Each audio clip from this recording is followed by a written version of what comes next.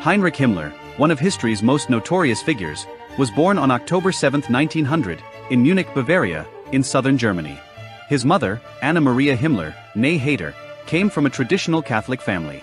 Heinrich was the second of three sons, with his older brother Gebhard Ludwig born in 1898 and his younger brother Ernst Hermann born in 1905.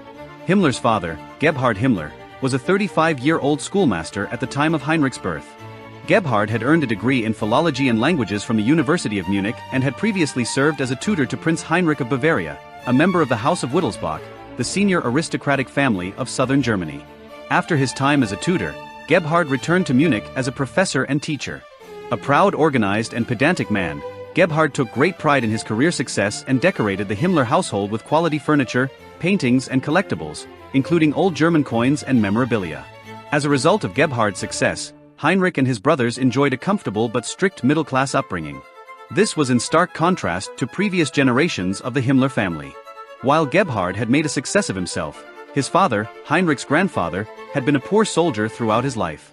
The Himmlers had largely survived thanks to the support of Anna's family in Regensburg, southeast Germany, where her father was a successful tradesman. This support enabled the family to move into a spacious second-floor apartment on Hildegardstrasse in Munich, where Anna gave birth to her second son in 1900. The child was named Heinrich after Gebhard's former student, Prince Heinrich of Bavaria. The prince also consented to becoming Heinrich's godfather, giving the middle son of the Himmler children some semblance of aristocratic pretensions. As was typical of children of their age and class within German society, the Himmler brothers received a strict, regimented upbringing, intensified by their mother's religious fervor and their father's occupation. Any hopes they may have had of escaping their parents' attention were soon crushed when all three were sent to a grammar school in Landshut, northeast of Munich, where their father was the joint schoolmaster. It was during this time in Landshut that young Heinrich began to take an interest in Germanic heritage and history, a fascination perhaps inspired by the Bavarian town's castles and countless old buildings that still dotted southern Germany at that time. After showing a keen interest in his father's historical memorabilia, Gebhard went to every possible length to encourage his son's newfound fascination. Young Heinrich returned his father's attention by becoming an obedient, methodical, and devoted son. Over the coming months and years, Heinrich proved himself to be his father's son, becoming a hard-working, if quiet and unimaginative, child. This is evidenced by fragments of a surviving diary he began writing in 1910, in which he listed his trivial daily activities, such as mealtimes or when he took a bath, and referred to any adults by their full name or title. From an early age, Himmler appeared proper, organized, and fastidious. While Heinrich was growing up, his native Germany was drifting toward war. For decades, the continent had been becoming more volatile in its politics, much of this due to the unification of approximately 30 small German states into a German empire in 1871. With this, Germany began its ascent as the major political, economic, and military power of continental Europe, with only Britain being more powerful. This event destabilized the balance of power in Europe, and in the decades that followed, the continent's politics became more fractured. Eventually, shortly after Heinrich's birth in 1900, two major alliances came into existence, one consisting of Britain, France and Russia, and the other of Germany and the Austro-Hungarian Empire. Nationalist tensions in regions such as the Balkans and colonial rivalry in the scramble for control of Africa from the 1880s onward fueled this descent toward war. The spark that lit it finally came in the summer of 1914, when a regional crisis in the Balkans escalated into a full-blown European war. Such was the global presence of the countries involved, which had colonies all over the world, that this was deemed a global conflict, the First World War. As Heinrich grew older, his diary entries became more descriptive. The most notable aspect of them was often his recounting of additions to his stamp collection or the holding of church services he had attended. However, after the outbreak of the First World War in 1914, Himmler began to write about events and battles he had read about in the local press, as well as letters his father received from Heinrich's godfather, Prince Heinrich, who had joined the German army in 1901 as a lieutenant and was badly wounded in action on the Western Front in northeastern France shortly after the outbreak of war. It is evident that the prince was something of a hero to Himmler, as after reading the news of his godfather being wounded, Heinrich wrote in his diary that he and his friends would like nothing better than to go and fight the British and the French. Other accounts within his diary recall occasions when French prisoners of war arrived at Landshut railway station in Bavaria. Of these Frenchmen, Himmler spoke with some sympathy. However, Himmler had no such compassion toward the Russian prisoners of war who were brought to Germany, describing them as vermin in a surprisingly early sign of his racial animosity toward the people of Eastern Europe. It was also during this period that Himmler began preparing himself to join the German army when he was deemed old enough by exercising regularly and lifting weights in an effort to gain muscle mass. However, as much as young Himmler may have wanted to appear as a strong youthful German during this period, he also complained of regular colds, stomach pains, and other illnesses. These ailments were a cause of constant frustration and concern for him. At school, Heinrich proved himself to be a hard-working pupil who neither excelled nor failed at the various subjects he was expected to master, which included science, mathematics, history, geography, Latin and Greek, as well as piano lessons. He showed little natural talent for this musical training and, after many years of failure, eventually plucked up enough courage to request from his parents that he be allowed to quit. All in all, Heinrich's greatest interests during his childhood years seem to have been German history and folklore. It is therefore perhaps not surprising that within his diary, there are various entries in which he continuously stated how much he wished to join the German army and fight in the war, despite still only being a teenager. Due to his age, he would ultimately never get the chance to experience frontline combat before the end of the First World War. 15. Himmler's diary entries began to subside in number, a gap that may have been perpetuated by the death in 1916 of Prince Heinrich of Bavaria in the mountains of Romania. Although this undoubtedly was a severe blow for both Heinrich and his father, their reaction to the prince's death is not recorded, but it is probable that they were greatly affected by it. Indeed, we get a glimpse of the possible impact of the prince's death on Himmler in 1917 when his father wrote to the Bavarian royal household, asking for his son to be considered as a future officer cadet, but not before he reached maturity. In the meantime, Himmler was called up for training in 1917 at his mother's hometown of Regensburg with the 11th Bavarian Infantry Regiment. However, the next year, Himmler continued his army training, first as a machine gunner and then as an officer. Yet, despite his later claims that he saw action on the Western Front in the First World War, records from the time clearly show that Heinrich never finished his army training before the end of hostilities, as he was discharged in December 1918 without completing his officer training course. The war had come to an end just over a month earlier. Germany had found itself without sufficient resources for its economy to keep functioning, and Britain and France had been aided by the entry of the United States into the war on their side in 1917. Thus, with the government collapsing in Germany, the country surrendered in early November 1918. In the aftermath of the First World War, the German army was massively reduced in size, largely due to the terms of the Treaty of Versailles, the peace agreement signed between Germany on the one hand and the victorious powers of Britain, France, and the United States on the other.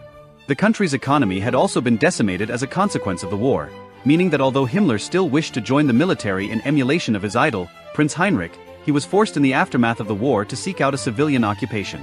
In the short run, this led to Himmler obtaining employment on a poultry farm as an apprentice near the city of Ingolstadt, where his father had also taken up a teaching position. However, while working there, he began to feel ill and was soon diagnosed as having contracted paratyphoid fever, caused by salmonella poisoning. This, in turn, had been caused by ingesting unsanitary meat or water. On his doctor's advice, Himmler was told to steer clear of farm work for at least a year. However, he evidently wished to seek a career in farming at this time, as he then enrolled in an agronomy course at the Munich Technical High School in October 1919, where he studied crop and soil usage until 1922. During this time, he joined a fencing fraternity and even received the badge of honor that was a fencing scar on his face. During this period of his life, Himmler enjoyed the fairly stereotypical life of a student of the time. He learned to dance, although he did not enjoy it, while he also engaged in intellectual debates with his fellow students, at least when he wasn't practicing his fencing skills. Because the university did not provide meals for its students, Himmler dined at the home of a lady called Frau Loritz, whose daughter Maya he soon became close to. Although his diaries reveal no romance taking place between them, this platonic but also paternal pattern of relationships with women would come to repeat itself over the coming years. On one occasion, after meeting a young lady on a train, Himmler revealed his views on male-female relationships and also some of his sexual proclivities in his diary.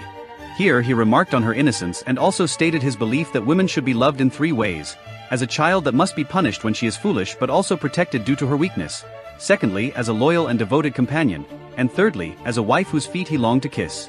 It is also clear from Himmler's diary entries during the early 1920s that he felt uncertain and even aimless, writing that he was only engaging in his studies as it gave him peace of mind and quelled his doubts about his life.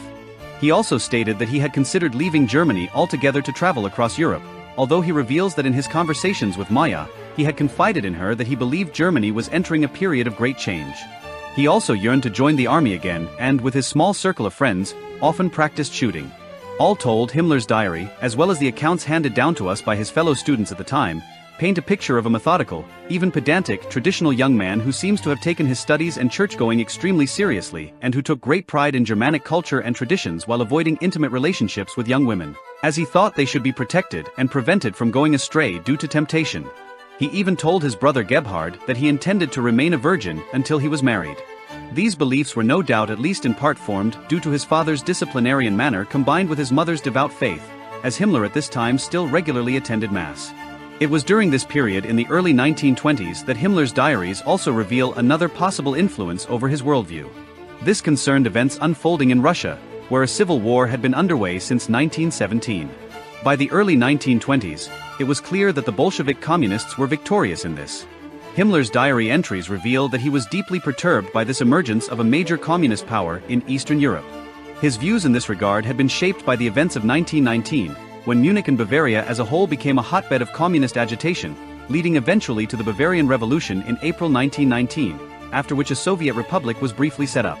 It was soon crushed by the Nationalist Freikorps, a paramilitary group that had emerged within Germany after the war, consisting largely of army veterans and nationalists who opposed the communists across the country. Toward the end of his studies, Himmler joined the Freikorps, with whose nationalistic ethos he clearly felt a kinship. It was the beginning of his descent into extremist politics. It was also during this period that Himmler began to spend a large part of his time at a student society named the League of Apollo. This largely consisted of ex-soldiers and top graduates. Its president was a Jewish man named Abraham Hofner. Although Himmler was at first polite to the society's Jewish members, it is clear that he was also forming strong anti-Semitic views by this time, as he was involved in violent arguments as his time at January 25, 1922, at a meeting of his rifle club, Himmler, by chance, met a man who changed the course of his life and started a chain of events that would ultimately make him one of the most notorious individuals in human history. The chance meeting was with a German army captain named Ernst Röhm. Röhm was one of the few officers who had been able to retain his position in the German army after the First World War. Himmler and he soon found common ground in their discussions, as both were violently opposed to the rise of communism in Eastern Europe. This meeting is considered to be the first hard evidence of Himmler becoming involved in organized nationalist politics. After concluding his agricultural studies in August 1922, Himmler joined Röhm's newly formed paramilitary Bund Reichskriegsflag, or Imperial War Flag Society. Like the Freikorps, this was a nationalist paramilitary group. By this time, Himmler had also become aware of the growing influence of the Munich-based National Socialist German Workers' Party, or as they were more widely known, the Nazi Party. Since 1921, these had been led by Adolf Hitler, whose bombastic speeches within Munich's beer halls were attracting the admiration of the local nationalists, including Ernst Röhm, as well as the hatred of the communists, resulting in regular street battles in the city. Around this time, as Himmler was becoming involved in Röhm's organization, support for nationalist parties was growing amongst certain sections of the population in regions such as Bavaria. This was driven by Germany's economic woes. Crippling economic indemnities had been imposed on the country through the Treaty of Versailles, and the French and the Belgians had reserved the right to occupy the industrial heartland of Germany in the Ruhr and the Rhineland in the west of the country if Germany faltered in its payments. To compound the matter, inflation had become a problem, as had unemployment. Many young men and middle-aged army veterans were drawn to nationalist parties such as the Nazis, with their message of revitalizing Germany and also their extreme antipathy toward the country's Jewish population. This was not necessarily unusual in Europe, where anti-Semitism was unfortunately widespread in the 1920s, but the Nazis' views on the country's Jews were especially harsh, believing they were responsible for Germany's defeat in the war. Like many others, Himmler decided to join the Nazis in 1923. He also remained a member of Röhm's Reichskriegsflag paramilitary group. This was around the same time that heightened nationalist activity in Munich was beginning to draw the attention of Bavaria's regional government. This resulted in the Bavarian Prime Minister, Eugen von Nilling, banning political rallies in the region and declaring martial law on September 26, 1923. He then appointed Gustav von Kahr as the Staatskommissar, or State Commissioner, giving him free rein over the maintenance of law and order across Bavaria. In tandem, Colonel Hans Ritter von Caesar was appointed as chief of the Bavarian police, and Otto von Lossow as commander of the Bavarian branch of the Reichswehr, the German army. Their appointment was notable, as Hitler had formed the idea by this time of attempting to emulate in Bavaria Benito Mussolini's fascist seizure of power with his march on Rome in October 1922. The Nazi leader's goal was to seize control of the government of Bavaria and afterward attempt a similar march on Berlin. As plans for doing so escalated in the autumn of 1923, he even enlisted the First World War general and war hero Erich Ludendorff in an attempt to gain the upper hand over von Kahr's government in Bavaria by winning over additional supporters. The attempted coup would be launched in early November 1923. Hitler received word during the planning process that von Kahr, along with von Caesar and von Lossow, were due to address a public meeting in Munich's Bürgerbräukeller beer hall on November 8, 1923. The Nazi leader perceived this as the opportunity to seize Bavaria's government he had been waiting for. He and the leadership of the Nazi Party quickly forged a plan to storm the Bürgerbräukeller on November 8, following which they planned to take the government leaders in Bavaria hostage and force them to surrender power to them. They would be aided in this by Ernst Röhm, who had recently established a new paramilitary organization known as the Sturmabteilung, or SA meaning Storm Detachment, as the military wing of the Nazi Party. On the evening of November 8, Hitler, along with a 600-strong contingent of the SA, stormed into the public meeting being held by the head of the Bavarian government, Gustav von Kahr, at the beer hall. Hitler proclaimed that a revolution had begun. Ludendorff arrived shortly afterward, following which the triumvirate of police and army officials effectively surrendered the government of Bavaria to Hitler and Ludendorff. Having seized the beer hall, Hitler then made the mistake of leaving to attend to a crisis elsewhere, and von Kahr and the other members of the Bavarian government escaped.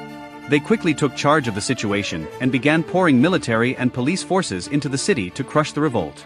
The next morning, after realizing that his coup was on the verge of failure, Hitler, accompanied by Ludendorff, agreed to march through.